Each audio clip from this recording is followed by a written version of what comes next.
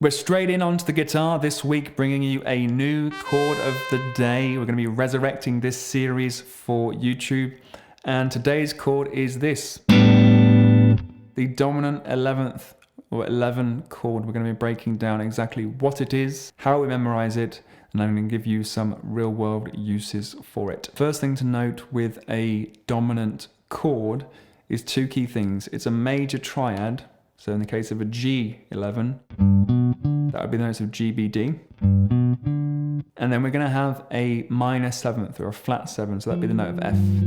Now a G7 is the 5 chord in the key of C. All right, the G is known as the dominant of C major. The 5th note of any major scale is known as the dominant. That's the foundation, and we build onto that. We continue to stack thirds. So it goes like this: 1, 3, 5, 7, 9, and 11. So we carry up the thirds from the F. So it goes F, G, A, B, C. So if you think about those notes, what we've got is a G triad and an F triad. G, B, D is G major, F, A, C is F major. To be able to play this chord on the neck, we have to lose a couple of notes because we can't do all 6 notes. So we're actually going to lose the 3rd and the 5th of the G and just have that F triad with the G bass. And that is our grip, right?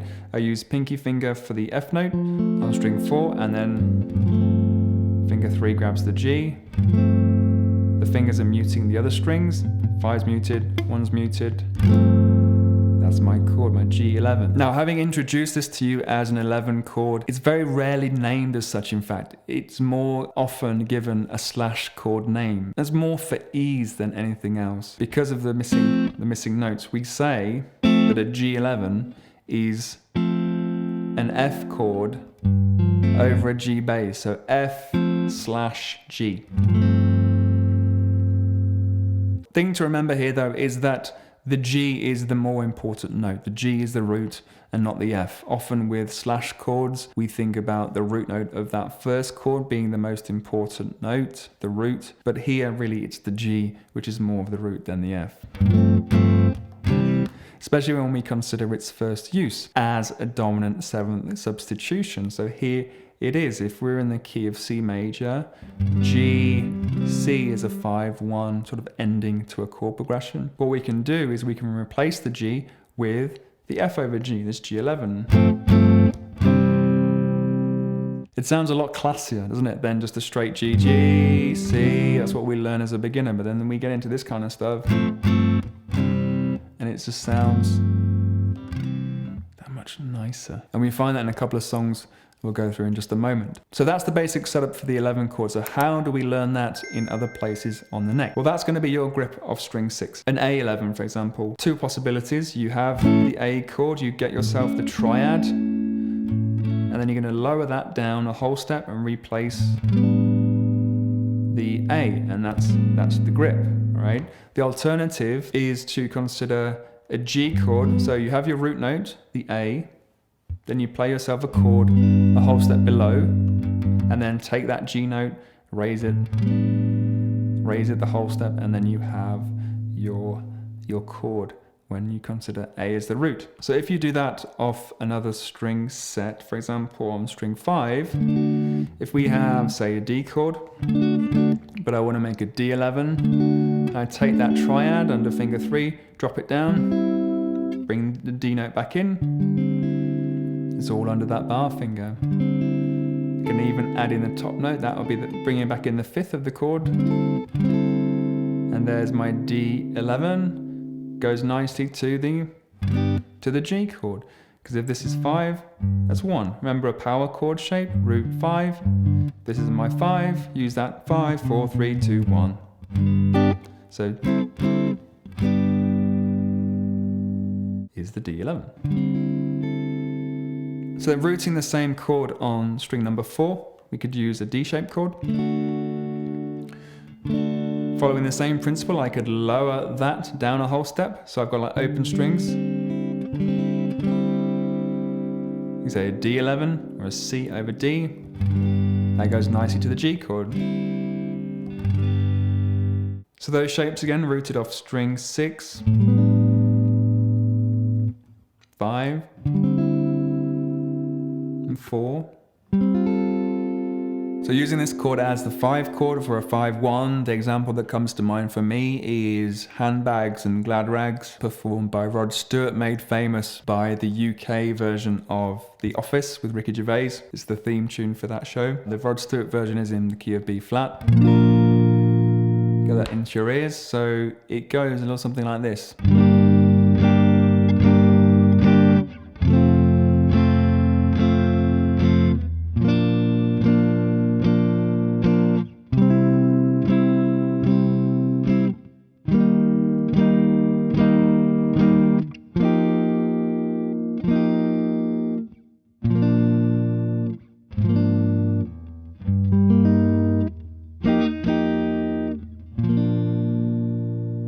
Easy, the Commodores, that's in the key of A flat, I believe.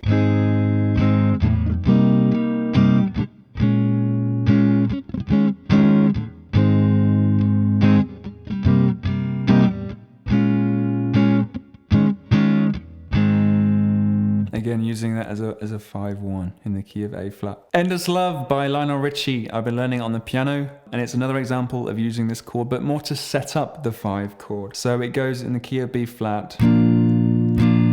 There's only you.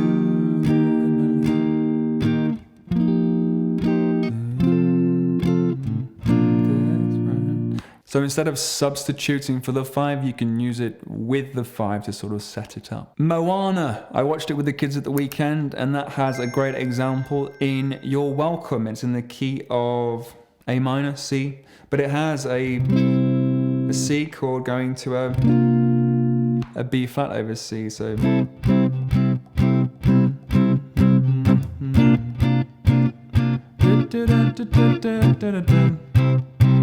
It kind of keeps doing that. All right, now why that's cool is that that's a great 2-chord vamp that you could be using to work with the Mixolydian scale if you're looking to start learning Mixolydian, or give yourself a context to work with that scale. That's a great thing to do. C Mixolydian, you could do C and then B flat over C. That gives you the 6 of the 7 notes for your Mixolydian scale, so a great 2-chord vamp. As I mentioned at the top, this is found a lot, I dare say, in funk, soul, R&B, that kind of stuff. One that came to mind for me today was We Are Family by Sister Sledge, Nile Rodgers. Of course, this is an A chord going to G, then to D, and then we have the F over G. So it's We Are Family.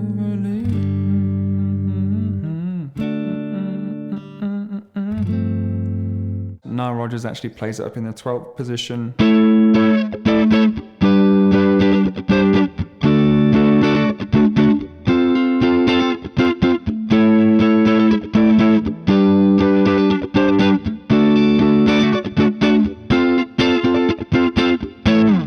So there, it's there in the guitar part. Really, I'm not sure if it's in the guitar per se, but the bass part is hammering on that G note. So it's in that chord. Last but not least, the great tune that comes to mind whenever I play this is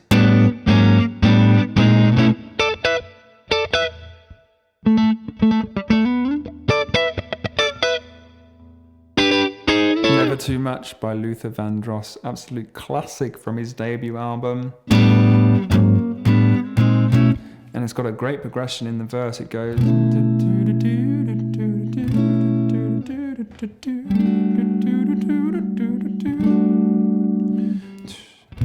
so it's like A over B or B11. It's like a G over D. An approximation of a G major 9. You could play it there, you could play it there.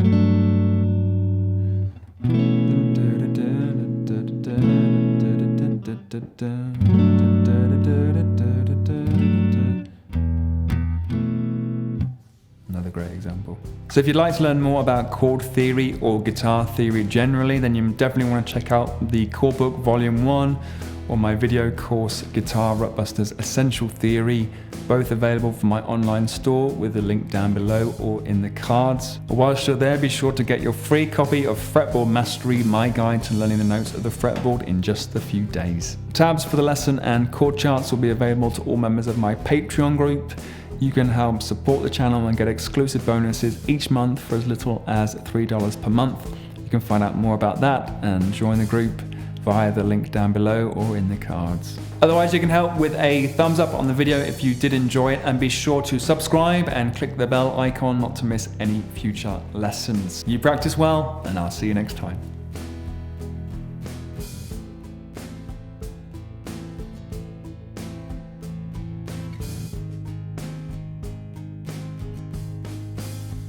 Touch progress. It's coming on, eh? Whoa.